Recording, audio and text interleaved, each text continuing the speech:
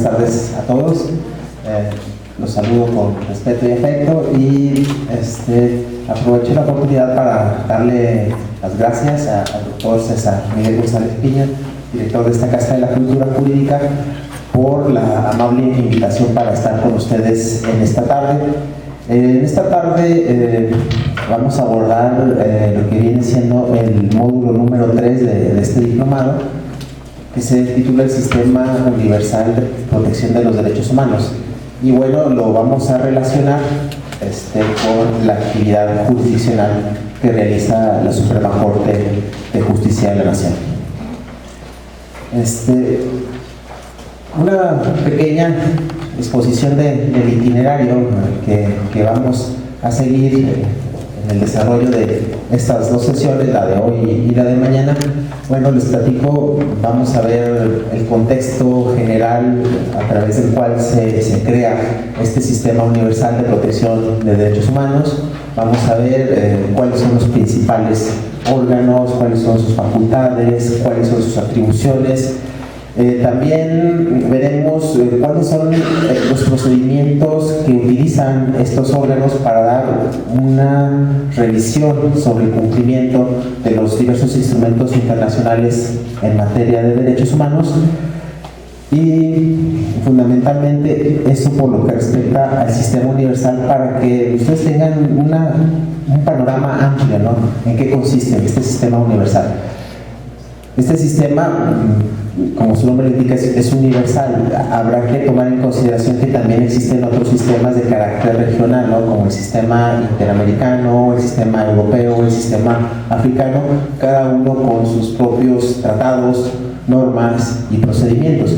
Nosotros nos vamos a enfocar únicamente al sistema universal, ¿de acuerdo?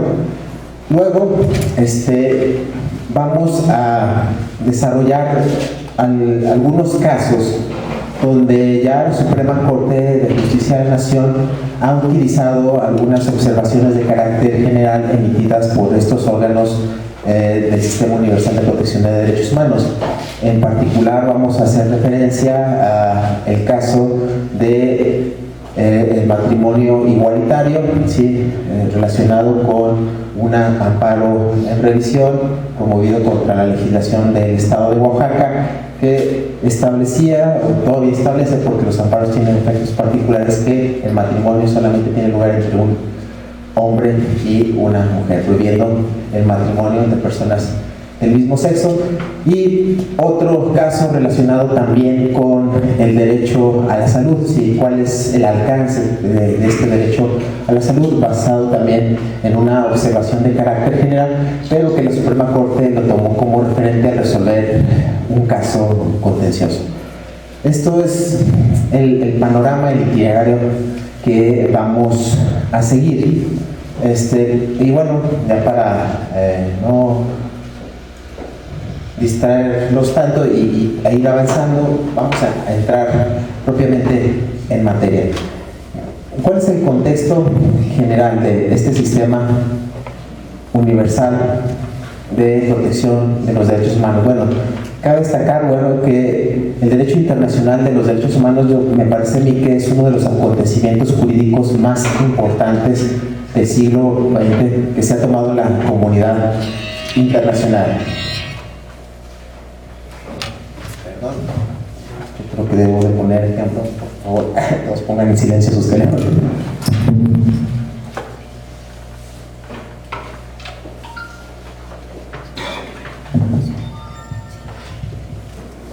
Y le corresponde a la Organización de las Naciones Unidas, la ONU, el ámbito universal de protección a los derechos humanos. ¿Cuál fue el acontecimiento que fue detonante para la creación, o para que surgiera la preocupación por crear este sistema universal de protección de los derechos humanos? Bueno, la Segunda Guerra Mundial fue el acontecimiento más importante, que fue el detonante para la creación de este sistema universal de protección de los derechos humanos. No olvidemos que durante la Segunda Guerra Mundial se cometieron violaciones graves a los derechos humanos, particularmente por el Estado nazi, ¿sí?, el Estado alemán.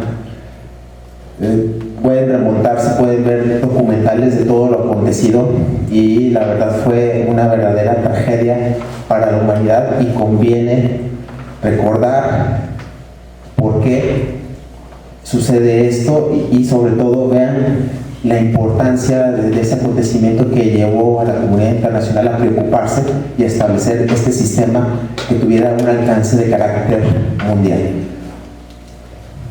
¿Qué otro dato podemos mencionar como contexto? La Carta de Naciones Unidas, este instrumento que fue aprobado en el año de 1945, es, por decirlo en términos llanos, en términos simples, es la carta constituyente de la Organización de las Naciones Unidas. En ella se determinan los derechos, las obligaciones de los Estados parte y los procedimientos de la Organización de las Naciones Unidas, es decir, sus principales órganos, atribuciones, procedimientos. Este es un documento fundamental, junto también, bueno, con la Declaración Universal, ¿no?, de los Derechos Humanos. Este documento que fue firmado en diciembre, el 10 de diciembre de 1948, también es otro instrumento relevante a tomar en cuenta dentro del ámbito universal de protección de los derechos humanos.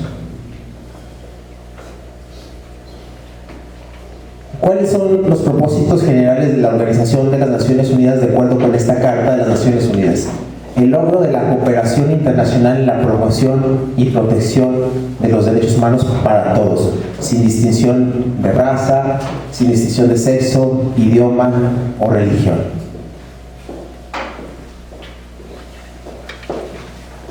Así podemos establecer una de las primeras conclusiones de cómo definimos el Sistema Universal de Protección de los Derechos Humanos. Se encuentra conformado por el conjunto de instrumentos o tratados y los órganos que se derivan de esos tratados pertenecientes a la Organización de las Naciones Unidas, cuyo fin es la promoción y la protección de los derechos humanos.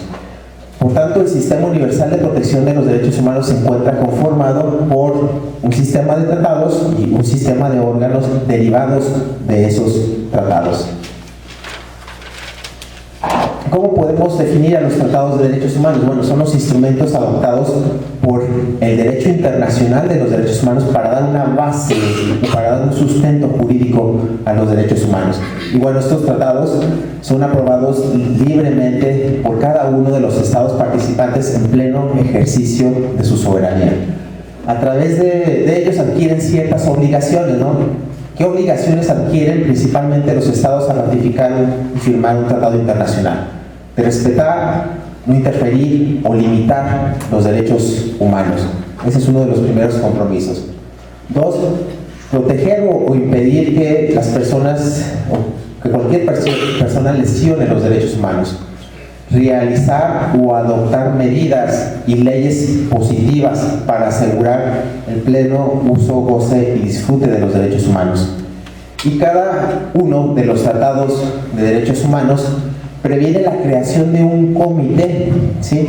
Este comité es el que se encarga de evaluar la supervisión y el cumplimiento de cada uno de los tratados internacionales en materia de derechos humanos. Vamos a ver que existen 9 comités y un subcomité derivado de los 9 principales tratados internacionales en materia de derechos humanos, y bueno, ellos se encargan de vigilar el cumplimiento y supervisar que se cumplan a cabalidad los tratados en la materia.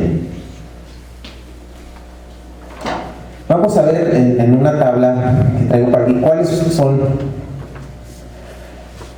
los principales tratados de derechos humanos que tenemos. Bueno, la Declaración Universal es la fundamental.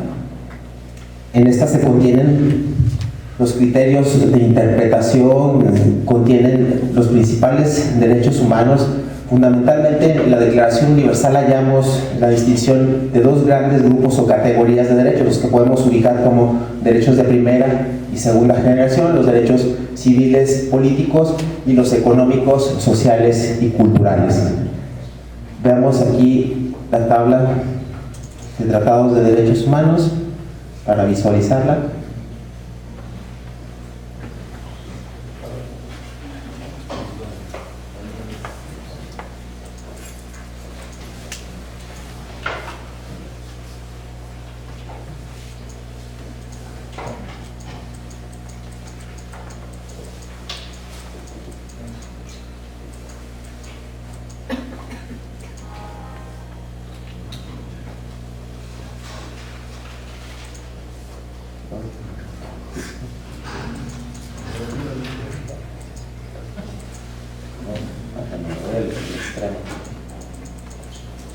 estar como el meme ese del doctor que dice 5 doctorados y no sabe usar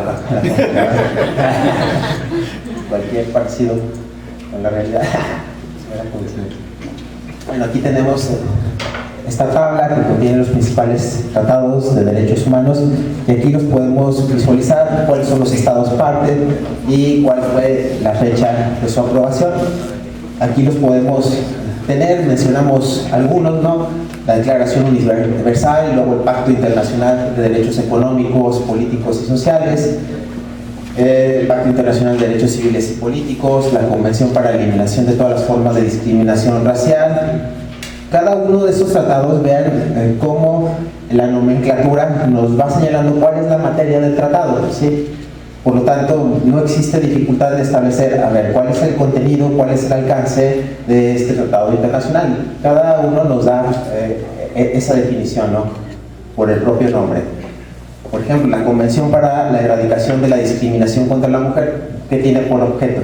Pues eliminar cualquier forma de discriminación en contra de la mujer. Y así nos vamos con cada uno de ellos. La Convención contra la Tortura y otros tratos crueles e inhumanos y degradantes pues tiene esta función, eliminar la tortura y otros tratos crueles e inhumanos.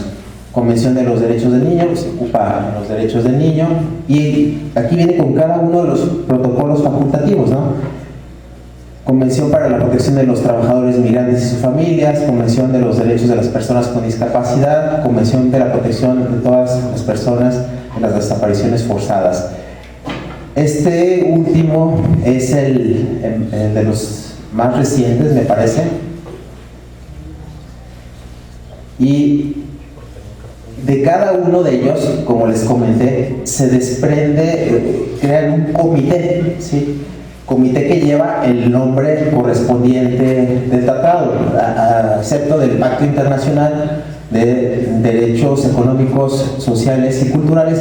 Aquí se encuentra el Comité de Derechos Humanos y este Comité de Derechos Humanos pues, se encarga de la supervisión de ese tratado internacional en específico. Por ejemplo, de la Convención para la Erradicación de la Discriminación contra la Mujer existe el comité correspondiente. Cada comité establece un mecanismo de supervisión de cumplimiento. Ahorita vamos a describir en qué consiste ese mecanismo de supervisión de cumplimiento de cada uno de estos tratados.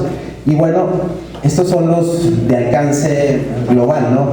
Pero aquí también tenemos dentro del sistema interamericano, ¿sí? Dentro del sistema europeo y también los correspondientes al sistema africano. Estos son sistemas regionales de protección de los derechos humanos.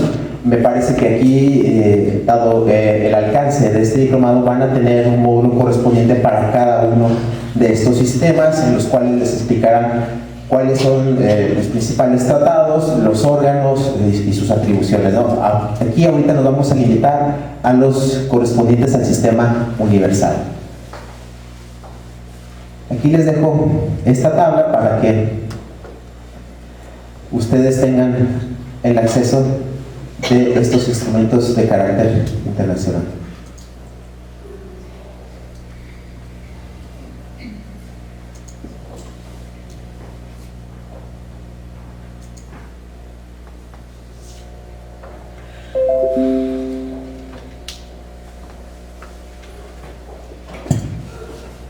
Bueno, y el principal tratado dentro del sistema universal pues es la Declaración Universal de los Derechos Humanos. Esta Declaración Universal que fue firmada en el año de 1948, de hecho el 10 de diciembre de 1948 se conmemora la celebración de la Declaración Universal de los Derechos Humanos. Y uno de los objetivos fundamentales de la Declaración Universal es establecer los criterios de interpretación establecidos en la Carta de Naciones Unidas, que es la declaración más importante de la ONU. Y bueno, la Declaración Universal distingue estas dos amplias categorías de derechos, ¿no? Los que ubicamos como dentro de la primera y segunda generación. Los derechos civiles y políticos, como los de libertad, ¿sí? Los derechos políticos de votar, ser votado, los derechos de propiedad, todos estos los ubicamos dentro de los derechos civiles y políticos. Y los derechos de carácter económico, social y cultural, que persiguen fomentar el valor de la igualdad. Sí, esta categoría de derechos de segunda generación persigue fortalecer la igualdad como valor, y nos estamos refiriendo al derecho a la salud, al derecho a la vivienda, el derecho a, son derechos de carácter prestacional, ¿no? Donde surge para el Estado una obligación positiva de proporcionar la educación, la salud, trabajo, vivienda, es decir, esta serie de derechos de carácter prestacional, ¿sí? Y aquí los tenemos. Y bueno, el pacto correspondiente que regula los derechos civiles y políticos, pues es el Pacto Internacional de Derechos Civiles y Políticos.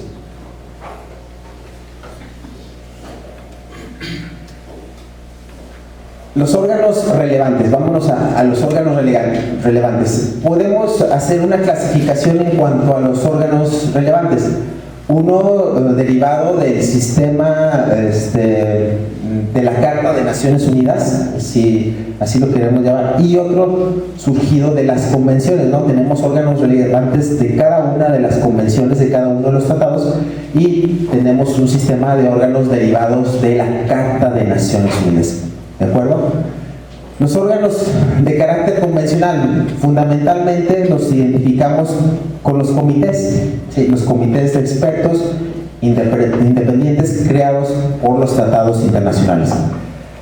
Y luego de los derivados de la Carta de Naciones Unidas, podemos mencionar al Alto Comisionado de las Naciones Unidas de los Derechos Humanos, a los procedimientos especiales que están constituidos por expertos independientes, relatores o grupos de trabajo. Ahorita abundamos más sobre su función, y el Consejo de Derechos Humanos, ¿sí? Que se auxilia de los procedimientos especiales para cumplir con sus funciones.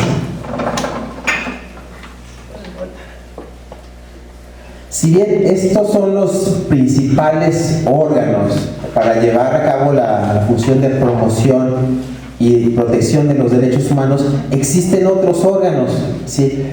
Que son complementarios, que son subsidiarios en esta labor de promover y proteger los derechos humanos. Y estos otros órganos, ¿cuáles son? Bueno, la Corte Internacional de Justicia, por ejemplo, la Asamblea General, el Consejo Económico Social, la Organización Internacional del Trabajo y una serie de organismos, ahorita los vamos a ver más detallados, que cumplen con la misión de auxiliar a estos órganos principales en la tarea fundamental de proteger y de promover los derechos humanos, ¿sí? Estos son órganos, también relevantes, pero más de carácter auxiliar.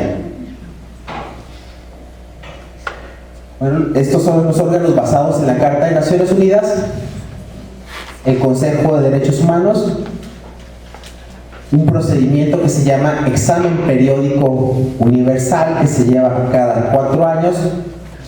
El Consejo de Derechos Humanos, bueno, aquí se menciona la comisión, pero esta fue sustituida por el Consejo de Derechos Humanos, y bueno, y los procedimientos especiales que lleva a cabo el Consejo de Derechos Humanos. Ahorita describimos en qué consisten estos procedimientos de carácter especial.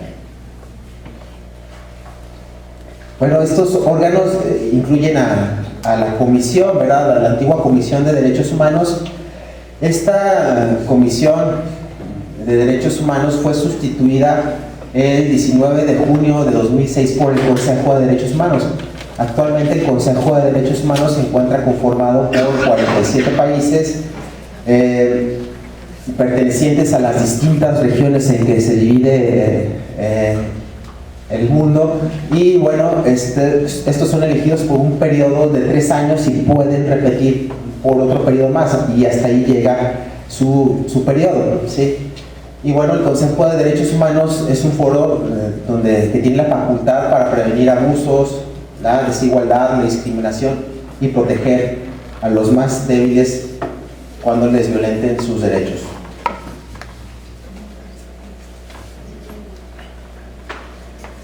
El Consejo de Derechos Humanos, aclaramos, es una entidad distinta a la Oficina del Alto Comisionado de los Derechos Humanos. Es una entidad distinta, y esa distinción proviene porque cada uno tiene diferentes atribuciones, Sin embargo, la Oficina del Alto Comisionado de Derechos Humanos presta apoyo sustantivo al Consejo de Derechos Humanos. Ahorita también vemos las atribuciones del Alto Comisionado de Derechos Humanos, que es uno de los principales órganos relevantes derivados de la Carta de Naciones Unidas.